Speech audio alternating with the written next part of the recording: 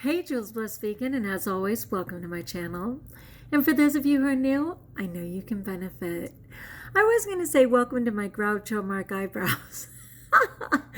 But, alright. Oh my gosh, people, my sisters are letting me have it. They are just like, you are never going to have followers until you put on makeup and get rid of those eyebrows. Maybe I'm never going to have followers anyway. Maybe this isn't my realm. You know what I mean? It's sad. I mean, I love makeup. I really do. It's not something I do for special occasions. When I was younger, I wore so much makeup. I mean, I had eyeliner below, eyeliner above, lashes for days, except for it took so much makeup remover that I lost my lashes. I had barely any left. And then they wanted me to use fake eyelashes. And I'm like, whatever. I mean, seriously, I actually have a scarring on both sides of my eyebrows from getting them waxed all the time. And, it was just like, I'm just at the half mark of my life, right? Because of course I'm going to live into my hundreds. Yeah. I'm at the half mark of my life, and I'm like, I'm happy to share a message if it dares to reach anybody. And thanks for my couple of diehards who say, Jules, we're here.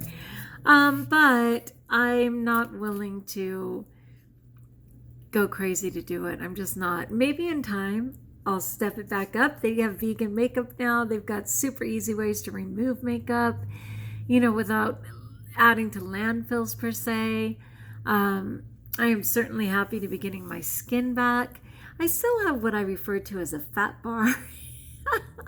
That little bit of bar right there, but no wonder. Come on, I'm just under 200 pounds. So we'll see where this goes. But anyway, I just had to laugh because I haven't gotten to get my eyebrows done yet. But when the second COVID round comes, or until I get super brave and decide to trust myself, this is what I'm looking like.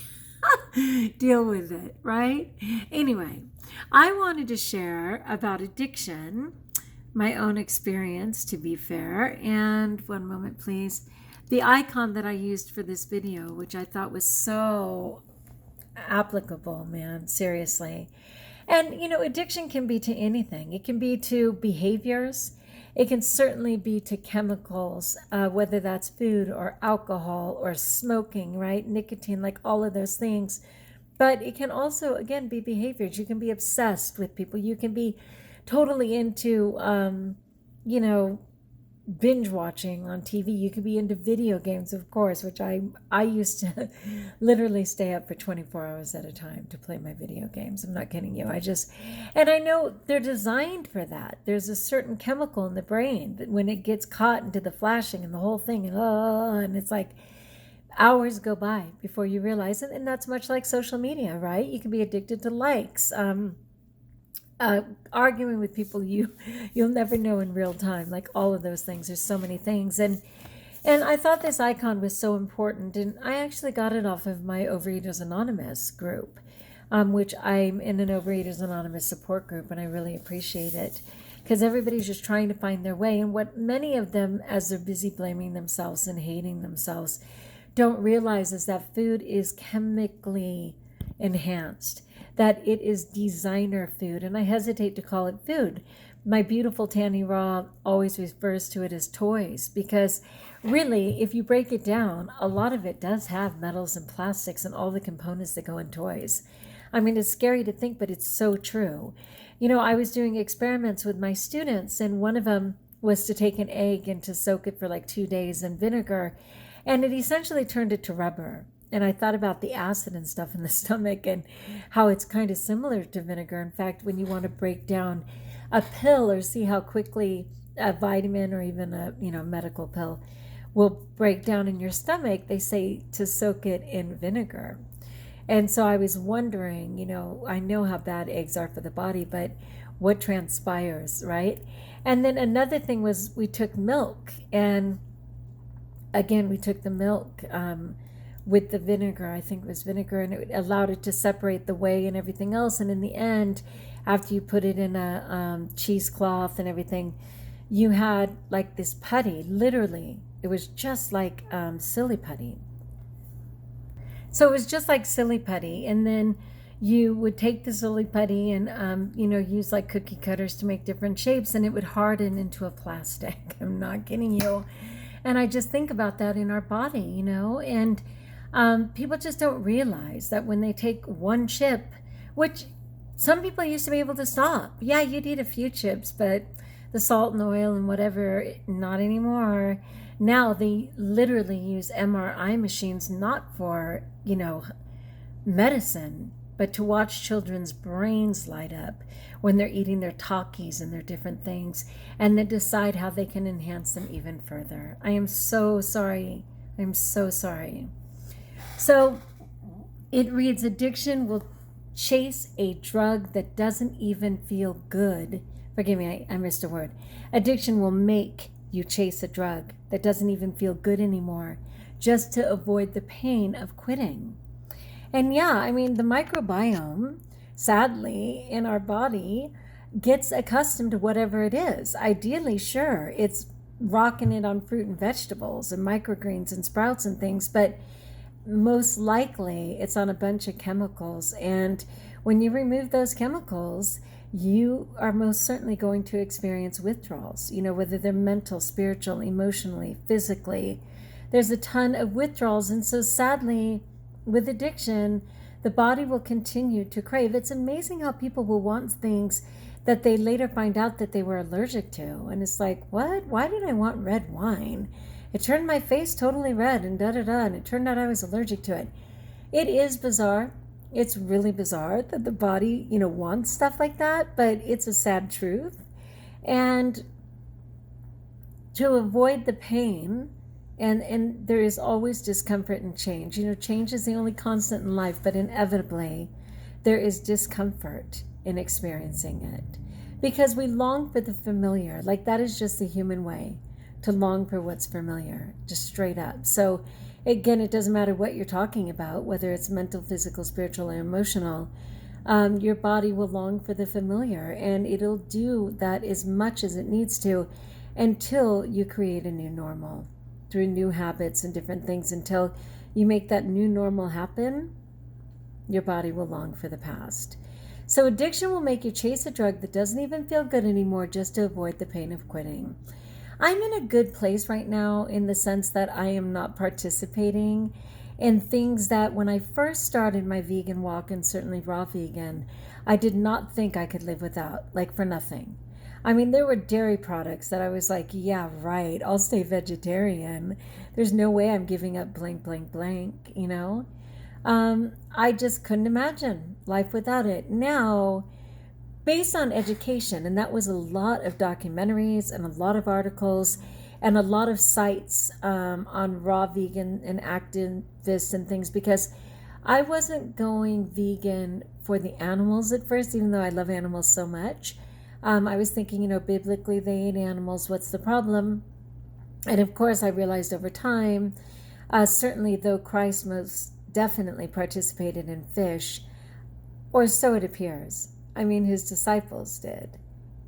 We mostly saw him with bread and wine. It's hard to say if he consumed fish or just provided it. Again, for those who were familiar, I don't have proof.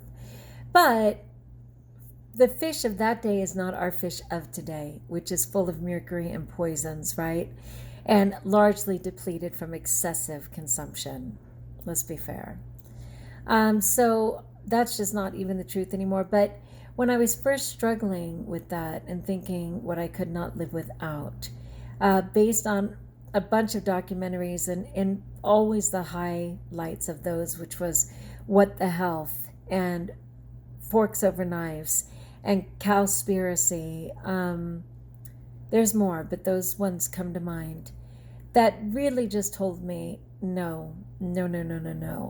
Animals are suffering, the planet is suffering, and your body is suffering. And when I didn't want Big Brother, if you will, to be in charge anymore, I had to say, no, I'm going to reclaim my life. I'm going to reclaim my health. What is always true is that any reduction in animal products is fantastic. So in the first year, and it'll literally just be 2 years this week, that I even got my feet wet in raw veganism, okay? Like I attended my first Tanny Raw Reset, and I'm so blessed that I'll be able to do one this month to kind of celebrate that 2-year mark. But even after that first reset and the huge introduction to all of the better way of living, I fell back a couple of times. Again, I was never really a meat eater anyway, but I do remember I had some, funny was my favorite, and I can't even think of it now, salmon. I definitely had salmon a couple of times that first year. I definitely slipped and had some dairy products a couple of times that year. And then the second year, which is the year we're just in now, I can't say I never did either. But it's close. It's really close, I'm sure. And this year, I can't even begin to imagine. I can't even imagine. But that means not getting comfortable or resting on my laurels, because when I forget, there's this thing called, and I should do an entire video on it. What is it called, Juliana? It's a mindset. When you relativism. Are you familiar? Yeah, it's called relativism. And it's when you modify truths to meet your current mindset, your current needs, your current belief. Like, that's what I love about the Bible and stuff. It doesn't vary to meet the times, okay? But relativism, in the moment, people will say, well, this works for me now because, well, that doesn't work for me anymore because, and they modify life. And I think I did that to justify certain behaviors, and that's what happens if I get too comfortable, right? But if I stay steadfast in my faith and my beliefs and my understandings, if I constantly remind myself of why it matters, I'm good. So making sure that I stay in groups that have the same philosophy, protecting myself a little bit. And I want to explain that because I never want to isolate myself in a vacuum or live in a bubble where I'm not challenged, I don't want to only be with like-minded people and not have to ever think outside the box or think for myself or rethink whatever my understanding is. Like, I always want to be exposed to normies, if you will, but I have to keep myself strong by being with like-minded people, because otherwise I'll falter. Biblically it says the yoke, which of course was that crossbar, behind the shoulders that balanced like the 2 buckets of water. And that yoke, Y-O-K-E, is so important in our lives, that we have a yoke that allows us to keep balance. So yeah, I can hang out with meat eaters. I can hang out with people who certainly aren't vegetarian or vegan. But I have to make sure that my other bucket is completely full, so that I don't become so imbalanced that I start to fall back into old behaviors. So let's read it again. Addiction will make you chase a drug that doesn't even feel good anymore just to avoid the pain of quitting. And I certainly know that. And I think the courage to stay well and to not go back to old behaviors is to make sure that we have proper support around us and that we truly believe in the why we're doing it. Because when I start to say, well, I barely ever eat meat. I hardly have any dairy. Those animals aren't really abused. They're not dead. They wish they were. We know that. They wish they were. Oh, I can't even stand it now to think about it. But I shared just a couple days ago that I had this huge Chicago hot dog that I was so proud to show the world. And that wasn't that many years ago. So thank you for being part of my community and supporting me. And I will stay the course. All right, let me know what you thought about that. Let me know how I can support you in the comments below. Can you relate to the idea that you want to avoid the pain and you stay in that addiction? I wish you the strength to do otherwise.